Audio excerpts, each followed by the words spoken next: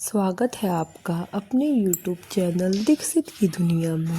आज हम आपको एक अलौकिक कथा सुना रहे हैं। राधे राधे, जय श्री कृष्णा। दोस्तों, यमराज जी ने बताया कि 3 प्रकार का भोजन करने से उम्र कम हो जाती है या मृत्यु भी हो सकती है। वह 3 प्रकार का भोजन कौन सा है? चलिए शुरू करते हैं। मित्रों, हम आपको बताएंगे कि वह कौन से 3 प्रकार के भोजन हैं जिन्हें करने मात्र से प्रत्येक मनुष्य की उम्र कम हो जाती है अथवा मृत्यु भी हो जाती है। प्रत्येक मनुष्य को जीवित रहने के लिए आहार की आवश्यकता होती है, परंतु मनुष्य बिना सोचे समझे जो मन में आता है वह खाता चला जाता है। वही आगे चलकर उसके लिए काल भी बन जाता है। तो आज मैं आपको बताऊंगी कि भोजन करने का सही तरीका कौन सा है, भोजन करने की सही दिशा कौन सी होती है और हमें भोजन कब करना चाहिए तथा भोजन शुरू करने से पहले क्या बोलना चाहिए और वह कौन से 3 प्रकार के भोजन हैं जिन्हें करने मात्र से ही मनुष्य की कम आयु में ही मृत्यु हो जाती है।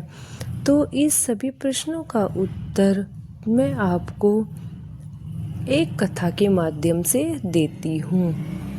हरे कृष्णा प्रिय श्रोताओं, एक बार की बात है, देव ऋषि नारद जी नारायण नारायण करते हुए भ्रमण कर रहे थे तथा बिना किसी कारण के ही वे यमपुरी में पधार गए। यमपुरी में पधारने के बाद वह देखते हैं कि यमराज कुछ लोगों को स्वर्गलोक तथा कुछ लोगों को नरकलोक में व्यस्त हैं। उनमें से बहुत से लोग बहुत कम उम्र के थे और बहुत से लोग वृद्धावस्था के थे। तब देवऋषि नारद जी ने सोचा कि इतनी कम उम्र में इन मनुष्य की मृत्यु कैसे हो सकती है, जबकि कलयुग के प्रत्येक मनुष्य की 100 वर्ष की आयु निश्चित की गई है। यहाँ 20 से 25 वर्ष की आयु में ही सभी की मृत्यु हो जा रही है। तब देवऋषि नारद जी ने मन में एक प्रश्न उठता है और वह सीधा प्रकट होता है।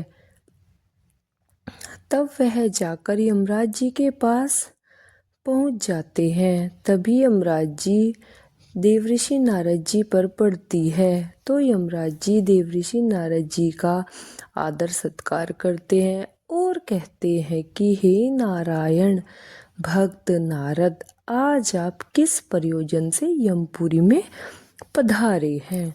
तब देवऋषि नारद जी कहते हैं कि हे यमराज जी, मैं यहाँ आया तो बिना किसी कारण के ही था, परंतु यहाँ आने के बाद मुझे एक प्रश्न विचलित कर रहा है। हे मृत्यु के देव, आपको तो भविष्यवाणी दी गई है जिससे आपको तो सब पता है कि कौन से मनुष्य की मृत्यु कब होने वाली है और उस मनुष्य की मृत्यु के होने का कारण क्या है। मेरा प्रश्न बस यही है कि वह कौन से 3 प्रकार के भोजन होते हैं जिन्हें करने मात्र से प्रत्येक मनुष्य की आयु कम में ही मृत्यु हो जाती है। मनुष्य को किस प्रकार का भोजन करना चाहिए और किस प्रकार का भोजन मनुष्य के आयु बढ़ाने का होता है, किस प्रकार का भोजन मनुष्य की आयु को कम करने वाला होता है और भोजन को किस दिशा में मुँह करके करना चाहिए। भोजन करने से पूर्व कौन सा मंत्र बोलना चाहिए। कृपया करके आप मुझे इन सभी प्रश्नों के उत्तर देने का कष्ट करें। तब यमराज जी कहते हैं कि हे देवऋषि नारद जी, आपने आज समस्त मनुष्य जाति को एक बहुत ही महत्वपूर्ण ज्ञान देने के लिए हमसे यह प्रश्न किया है। यह प्रश्न प्रत्येक मनुष्य के लिए उतना ही महत्वपूर्ण है जितना कि जल में रहने वाली मछली के लिए जल होता है। परंतु हे देव ऋषि, मैं आपको आपके इस प्रश्न का उत्तर एक अत्यंत महान कथा के माध्यम से दूंगा। अब देवऋषि नारद जी कहते हैं कि हे यमराज जी, आप उस कथा को कहिए। मैं आपके द्वारा कही गई कथा को पूरा अंत तक अवश्य सुनूंगा। अब यमराज जी कहते हैं कि मनुष्य जिस प्रकार का भोजन करता है उसी के अनुसार उसका भाग्य और उसका अगला जन्म निर्धारित होता है। मैं आपको इस कथा के माध्यम से बताता हूँ। यह कथा त्रेता युग में महर्षि विश्वामित्र ने भगवान श्री राम को सुनाई थी, इसलिए इस कथा का महत्व बहुत अधिक है। इस प्राचीन कथा के माध्यम से आपको आपके सभी प्रश्नों के उत्तर मिल जाएंगे।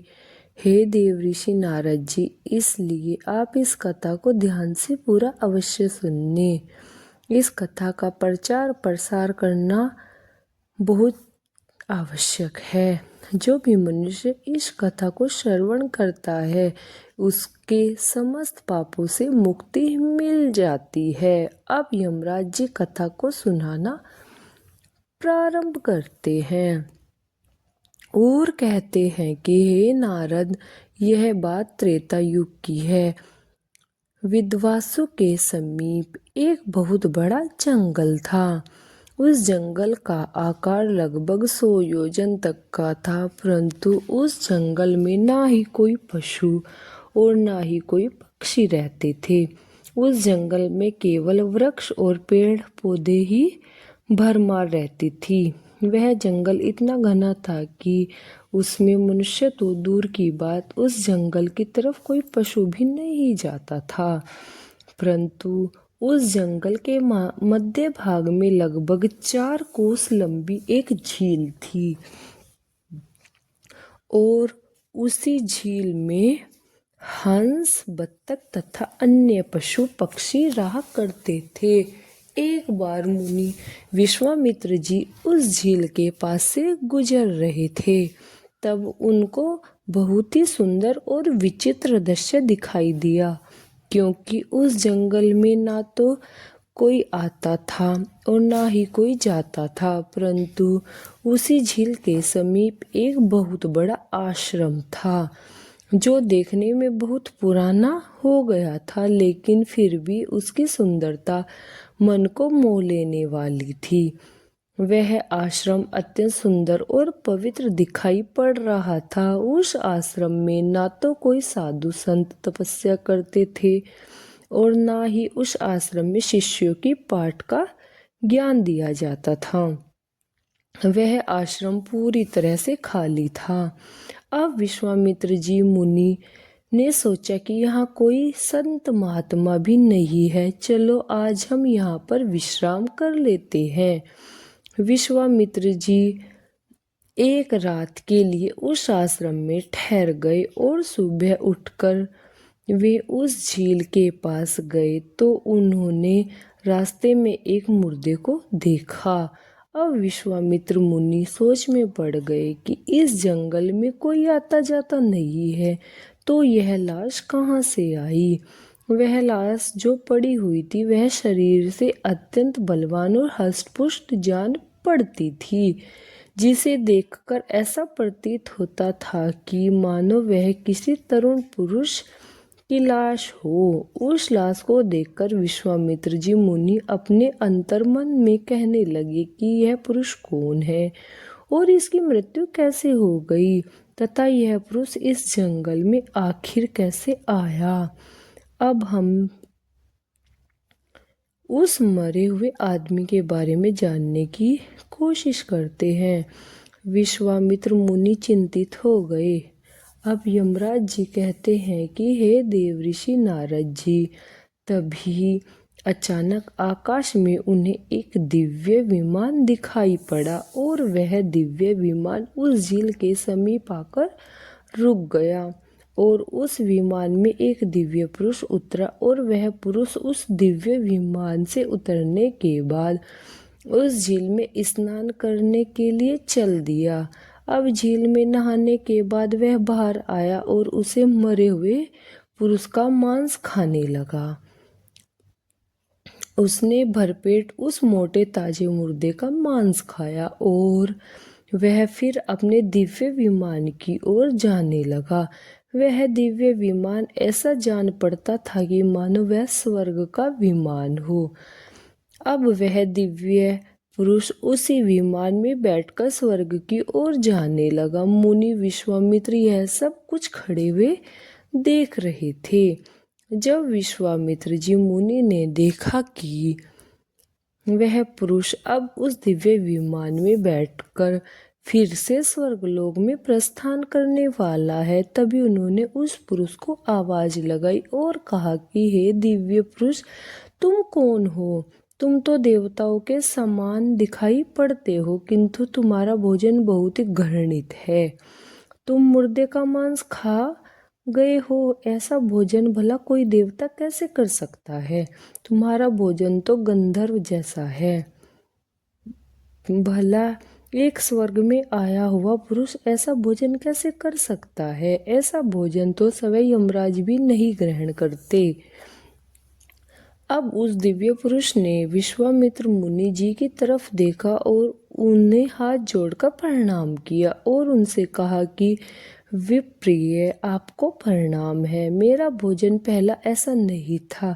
मैं भी एक आम इंसान था, परंतु मेरी कुछ गलतियों की वजह से आज मेरा भोजन ऐसा हो गया है। हे प्रिय, मैं आपको बताता हूँ कि मैंने अपनी जिंदगी में कौन सी गलती की वजह से आज मुझे यह घृणित भोजन करना पड़ रहा है। हे महर्षि, मैं आपको मेरी कहानी सुनाता हूँ। पूर्व काल की बात है। विंदर्भ देश में मेरा एक राज्य था जिसमें मेरे महायशस्वी पिता वासुदेव राज्य करते थे। इनका तीनों लोकों में प्रसिद्ध था। मेरे पिताजी परम धार्मिक व्यक्ति थे। मेरे पिताजी ने 2 विवाह किए थे, जिससे उनकी 2 पत्नियां थीं। उन दोनों पत्नियों से उन्हें एक एक पुत्र की प्राप्ति हुई। मैं और मेरा भाई महायशस्वी परम प्रतापी धीर पुरुष थे। मैं अपने पिता का सबसे बड़ा पुत्र था। मेरा परम यशस्वी पिता ने मेरा नाम देवराज रखा तथा मेरे छोटे भाई का नाम विजयराज रखा। हम दोनों भाई अपने नाम और काम दोनों में बहुत अधिक प्रसिद्ध थे और हमारी जिंदगी बहुत सुख से बीत रही थी। फिर एक दिन अचानक मेरे पिताजी का देहांत हो गया। पिताजी की मृत्यु के बाद मुझे विंदर्भ देश का राजा बनना पड़ा। मैं वहाँ राजधानी के साथ राज्य करने लगा। अब राज्य करते हुए कई हजार साल बीत चुके थे। फिर एक दिन मुझे आध्यात्मिक शक्ति के बारे में पता चला और मैं वैरागी बन गया। उस दिन मैंने अपने पूरे राज्य में घोषणा करवा दी कि मैंने राजपाट का त्याग करने का निर्णय कर लिया है और मेरी मृत्यु उपरांत तपस्या करने का निश्चय करके मैं जंगल में रहने के लिए चल दिया। विंदर्भ देश का राज्य मैंने अपने छोटे भाई विजयरात को सौंप दिया और उसे राजा बना दिया। उसके बाद मैं यहाँ इस झील के पास आ गया और यहाँ पर आकर मैंने कठोर तपस्या करना प्रारंभ कर दिया। हे ऋषिवर, 88,000 वर्षों तक मैंने इस झील के पानी में बैठकर तपस्या करती रहा। मेरी तपस्या को देखते हुए सभी देवतागण मुझसे प्रसन्न हुए और मेरी तपस्या के प्रभाव से मुझे ब्रह्म लोक की प्राप्ति हो चुकी। लेकिन ब्रह्मलोक पहुंचने के बाद भी मुझे भूख और प्यास अधिक सताने लगी, क्योंकि ब्रह्मलोक में किसी को भी ना तो भूख लगती है और ना ही प्यास लगती है और ना ही वह मनुष्य मर सकता है, क्योंकि वह अजर अमर अविनाशी हो जाता है। परंतु मेरी समस्त इंद्रियां भूख से तिलमिला उठी। हे मुनिश्रेष्ठ, अपनी इस दुविधा के निवारण हेतु मैं ब्रह्मलोक में सर्वश्रेष्ठ देवता अर्थात ब्रह्मा जी के पास गया और उनसे पूछा कि हे भगवान, मैंने तो सुना है कि ब्रह्मलोक में किसी भी प्राणी को भूख और प्यास नहीं लगती है, फिर मुझे भूख और प्यास इतना क्यों सता रही है? यह भूख मेरे पीछा क्यों नहीं छोड़ती? कृपया आप मुझे इस बात को बताइए कि मेरी ऐसी कौन सा सेवन करूं जिससे मुझे भूख की तृप्ति मिल जाए। फिर ब्रह्मदेव ने मुझसे कहा, हे राजन, पृथ्वी पर दान धर्म करने पर ही व्यक्ति इस लोक में भूख प्यास से मुक्त हो जाते हैं, परंतु हे राजन, ना तो आपने अपने जीवन काल में कभी दान किया और ना ही द्वार पर आए भिखारी के द्वारा खाली भोजन दिया और भिखारी को खाली हाथ भेज दिया, उसे दान कभी नहीं दिया और ना ही कभी किसी के आगे भीख तक नहीं दी। आप एक राजा थे, आपने अपने राजमहल की समस्त प्रजा को खुश रखा, परंतु तुमने राजमहल में रहकर भी द्वार पर आए अतिथियों को भोजन नहीं दिया और अपने सदैव ही अनुचित भोजन किया और साथ ही आप बिना स्नान किए ही भोजन किया करते थे, जो कि शास्त्रों के हिसाब से अपराध माना जाता है।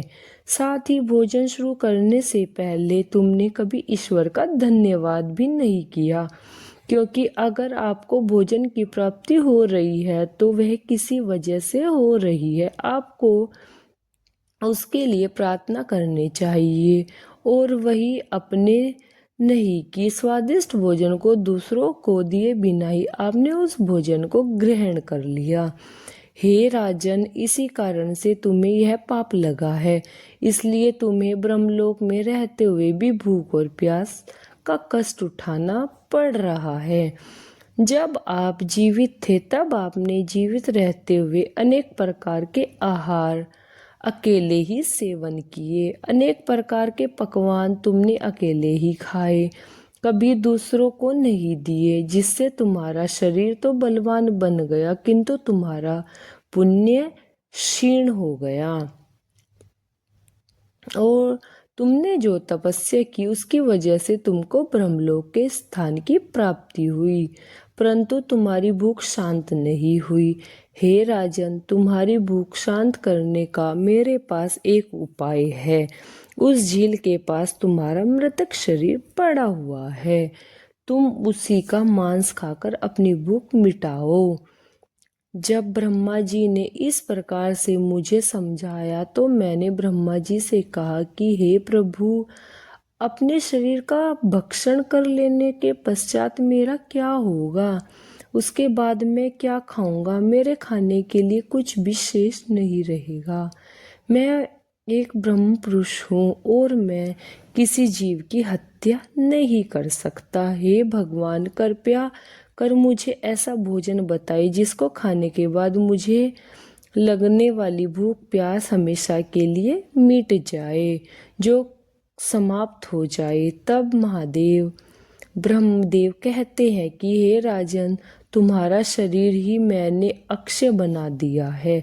हे राजन, अब आप उसे चाहे जितना खाओगे फिर भी वह समाप्त नहीं होगा और ना ही वह बदबू देगा। तुम्हारे द्वारा खाए गए तुम्हारे शरीर के अंग दूसरे दिन फिर से ताजा हो जाएंगे। इस मृतक शरीर के अंग फिर से उग आएंगे। इस प्रकार तुम फिर उन्हें खा सकोगे।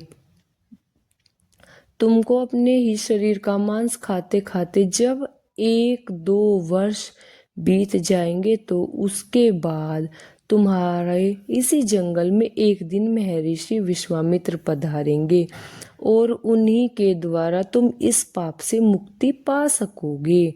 इस प्रकार से जब ब्रह्म जी के उस राजा को उसके पीछे का रहस्य बताया तो अब वह दिव्य पुरुष ने सारी हकीकत महर्षि विश्वामित्र जी को बता दी और कहने लगे कि हे विप्रिय, मेरा शरीर कभी नष्ट नहीं होता और मैं रोज आकर अपने शरीर का कच्चा मांस खाता हूँ। यही मेरी आहार है। ना जाने कब मुनि विश्वामित्र जी यहाँ पधारेंगे और मुझे इस कष्ट से मुक्ति दिलाएंगे। अभी तक मैंने यह सोचते सोचते लगभग 100 वर्ष बीत गए हैं और मैं आज भी महर्षि विश्वामित्र जी की राह देख रहा हूँ। राजा देवराज का इस प्रकार से कथन सुनकर महर्षि विश्वामित्र जी बोले, हे राजन, कहो आपके सौभाग्य से मैं यहाँ पर आया हूँ। मैं ही मुनि विश्वामित्र हूँ। कहिए राजन, मैं तुम्हारी किस प्रकार से सहायता कर सकता हूँ। तब राजा देवराज अत्यंत प्रसन्न हुए और जमीन पर लेटकर विश्वामित्र जी के चरणों को वंदन करने लगे। राजा देवराज ने कहा कि हे मुनिवर, कृपया आप मुझे इस घृणित आहार से मुक्ति कीजिए तथा जिस पाप के कारण मुझे यह प्राप्त हुआ है उस पाप से भी मुझे मुक्त कीजिए। मैं इस प्रकार का भोजन करते करते निराश हो चुका हूँ। कृपया आप मुझे इस घृणित भोजन से मुक्त कीजिए। इस भोजन से मुक्त होने के बाद मुझे अक्षय लोक की प्राप्ति हो सकेगी। हे ऋषिवर, कृपया आप मुझे कृपया करें। राजा देवराज जी का दुख भारी बातें सुनकर मुनि विश्वामित्र जी को उन पर दया आ गई। अब विश्वामित्र जी ने उस राजा के शरीर को जैसे ही छुआ, उस राजा का मृतक शरीर वहां से अदृश्य हो गया और वे उस पाप से मुक्त हो गए। और फिर महर्षि विश्वामित्र से आज्ञा लेकर वे उस दिव्य विमान में बैठकर ब्रह्मलोक को चले गए। अब यमराज जी देवऋषि नारद जी को समझाते हुए आगे कहते हैं कि हे देवऋषि नारद जी, इस प्रकार से उस राजा देवराज को दान न करने के कारण पाप मुक्ति मिली। इस प्रकार से अनुचित भोजन करने के कारण ही विंध्य देश के महाराजा को ब्रह्मभोज के रहने पर भी तृप्ति नहीं मिली और उन्हें पृथ्वीलोक पर आकर समय का ही मांस खाना पड़ा। हे देवऋषि नारद जी, अब मैं तुम्हें भोजन के कुछ नियम को बताता हूँ। आप इस नियम को ध्यान से सुनिए। भोजन शुरू करने से पहले आपको 2 काम करने हैं। पहला काम आपको यह करना है कि आपको भगवान को धन्यवाद करना है जिसकी वजह से आपको यह भोजन मिल रहा है। दूसरा काम आपको भोजन शुरू करने से पहले यह करना है कि थोड़ा सा अन्न भूमि पर रखना है ताकि देवता, पशु पक्षी, सर्प, दैत्य तथा प्रेत पिशाच जो अपने कर्म बंधन से बंधे हुए हैं उन सभी को अन्न की प्राप्ति हो जाए। यदि भोजन करते समय कोई अतिथि आ जाए तो उसका स्वागत करे और उसे आसन देकर प्रणाम करके उसका सत्कार करे। फिर उसे श्रद्धा पूर्वक भोजन कराकर विदा करे, क्योंकि जिसके घर में अतिथि निराश होकर लौट जाता है उसे वह अपने पाप देकर उसके शुभ कर्मों को ले जाता है। यमराज जी आगे कहते हैं कि हे देवऋषि नारद जी, भगवान श्री कृष्ण ने समय बताया है कि पिता के घर में रहने वाली विवाहित कन्या, दुखिया और गर्भधारण की हुई स्त्री तथा वृद्ध को भोजन कराने के बाद ही भोजन करना चाहिए। इन सभी को भोजन कराए बिना जो समय भोजन ग्रहण करता है उसका भोजन पापमय बन जाता है। ऐसा व्यक्ति नरक में ही जाता है। जो स्नान किए बिना ही भोजन करता है उसका भोजन मल भक्षण के समान हो जाता है। जो मनुष्य बालक एवं वृद्ध आदि के हिस्से का भोजन करता है उसका भोजन विष्ठा के समान हो जाता है और जो बिना दान किए ही भोजन को ग्रहण करता है उसका भोजन विष के समान बन जाता है। मनुष्य को कभी भी दुराचारी व्यक्ति द्वारा दिया गया तथा दूसरों द्वारा अपमानित करके दिया गया भोजन कभी भी ग्रहण नहीं करना चाहिए। इससे उस मनुष्य को पाप लगता है। परोसे हुए भोजन को अग्रभाग अग्नि को देकर ही भोजन ग्रहण करना चाहिए। भोजन को एकाग्रित होकर करना चाहिए। प्रथम मीठा, फिर लवण और खट्टा और अंत में कटु एवं तीखे पदार्थों का सेवन करना चाहिए। प्रथम 3 निवाले मौन होकर ग्रहण करने चाहिए। ऐसा करने से व्यक्ति के सभी पाप कर्म तुरंत नष्ट हो जाते हैं और पुण्य कर्म बढ़ने लगते हैं। भगवान की कृपा से उसे जीवन भर कभी अन्न की कमी महसूस नहीं होती। यमराज जी आगे कहते हैं कि देवऋषि नारद जी पूर्व दिशा में बैठकर भोजन करने से व्यक्ति रोगों से और मानसिक तनाव से मुक्त हो जाता है। बीमार बुजुर्गों और पूर्व की ओर मुख करके भोजन अवश्य करना चाहिए। इससे उसके स्वास्थ्य में सुधार आता है, क्योंकि पूर्व दिशा उगते हुए सूरज की दिशा होती है और सूर्य देव बल, आरोग्य तथा दीर्घायु प्रदान करते हैं। विद्या की अभिलाषा करने वाले मनुष्य को उत्तर दिशा की ओर मुख करके भोजन करना चाहिए। यह दिशा देवी सरस्वती माता की दिशा होती है। ध्यान रहे, दक्षिण दिशा की ओर मुख करके भोजन ना करे, यह मृत्यु की दिशा होती है। इस दिशा में मुख करके भोजन करने से आयु कम हो जाती है। टूटे फूटे बर्तनों में भोजन नहीं करना चाहिए, यह दुर्भाग्य और को निमंत्रण देना होता है। जिस घर में गरीबी आती है, भोजन हमेशा थाली में ही करना चाहिए। गंदी थाली में भोजन करने से जीवन में दुर्भाग्य आता है। एकादशी के दिन तामसिक अन्न का सेवन ना करें। जो मनुष्य एकादशी के दिन तामसिक अन्न अर्थात मांस का सेवन करता है, लक्ष्मी उस घर को छोड़कर चली जाती है। भोजन का अपव्यय करना अनर्थ माना जाता है, इसलिए थाली में जितना आवश्यक हो उतना ही भोजन ले। अगर कोई व्यक्ति साथ में भोजन कर रहा हो तो उसका भोजन समाप्त होने तक उठकर नहीं जाना चाहिए, इससे पितृदेव नाराज हो जाते हैं। भोजन के बाद थाली में हाथ धोना अनुचित माना जाता है। थाली में हाथ धोने से अन्न का अपमान होता है। बाद में थाली में हाथ धोने वाले लोग नीच योनि में जन्म लेते हैं। सबसे महत्वपूर्ण बात ध्यान रहे कि व्यक्ति को बिस्तर पर बैठकर कभी भी भोजन नहीं करना चाहिए। ऐसा करने से व्यक्ति कई प्रकार के रोगों से ग्रसित हो जाते हैं। भोजन केवल जमीन पर आसन बिछाकर उस पर बैठकर ही करना चाहिए। भोजन करते समय दिशाओं का ध्यान बहुत ही आवश्यक होता है। यदि गलत दिशा में बैठकर अथवा गलत दिशा में मुख करके भोजन करते हो तो ऐसा भोजन करने से व्यक्ति को उसके अनिष्ट परिणाम प्राप्त होते हैं।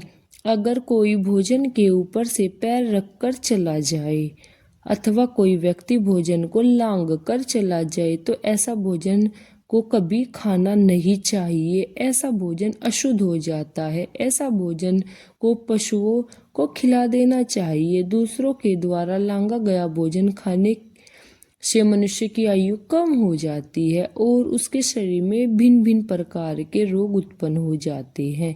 यदि भोजन में बाल निकल जाता है तो ऐसा भोजन त्याग देना चाहिए।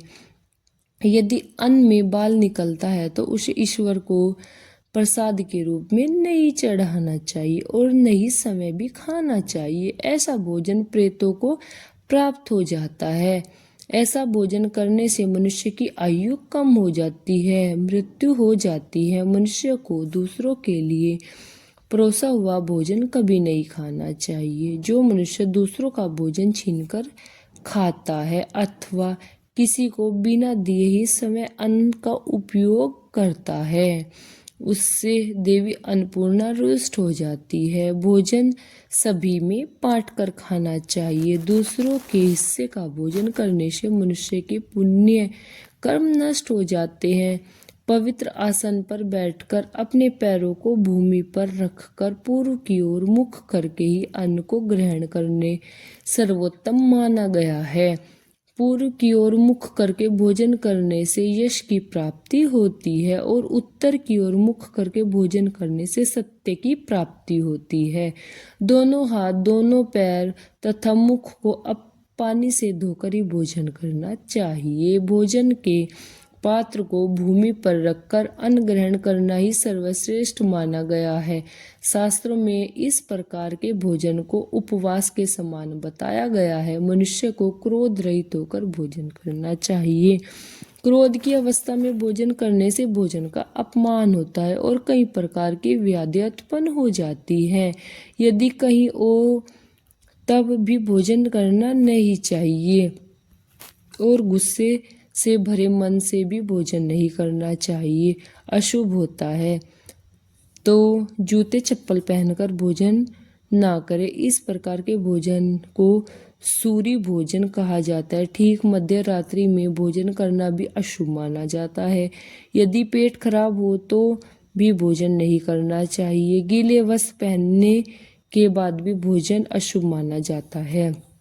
दूसरों के लिए परोसा गया भोजन भी कभी नहीं खाना चाहिए। सोते हुए खड़े होकर टूटे फूटे पात्र में भूमि पर रखकर अथवा हाथ पर रखकर भोजन ग्रहण करने से दरिद्रता आती है। भोजन करते समय वेदों का उच्चारण नहीं करना चाहिए। शास्त्रों के अनुसार स्त्री को पति के भोजन के बाद ही भोजन करना चाहिए।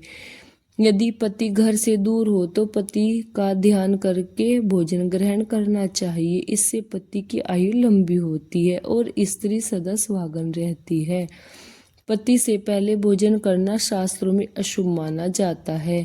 इससे पति की आयु कम हो जाती है। इसके साथ ही विष्णु पुराण के अनुसार पति और पत्नी को एक साथ बैठकर भोजन नहीं करना चाहिए। ऐसा करने से दोनों में क्लेश और विवाद होता है। अंधकार में अथवा आकाश के नीचे बैठकर भोजन नहीं करना चाहिए।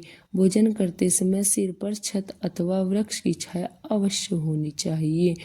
केवल एक वस्त्र पहनकर भी भोजन अनुचित होता है अथवा नग्न अवस्था में भोजन ग्रहण करना अशुभ माना जाता है, जिससे जीवन में दुर्भाग्य आता है। सवारी पर बैठकर अर्थात किसी वाहन में बैठकर भी भोजन ग्रहण करना अनुचित होता है। साथ ही बिस्तर पर बैठकर भोजन करने से व्यक्ति की आयु कम हो जाती है। हंसते हुए तथा रोते हुए भोजन करना अनिष्ट का कारण होता है।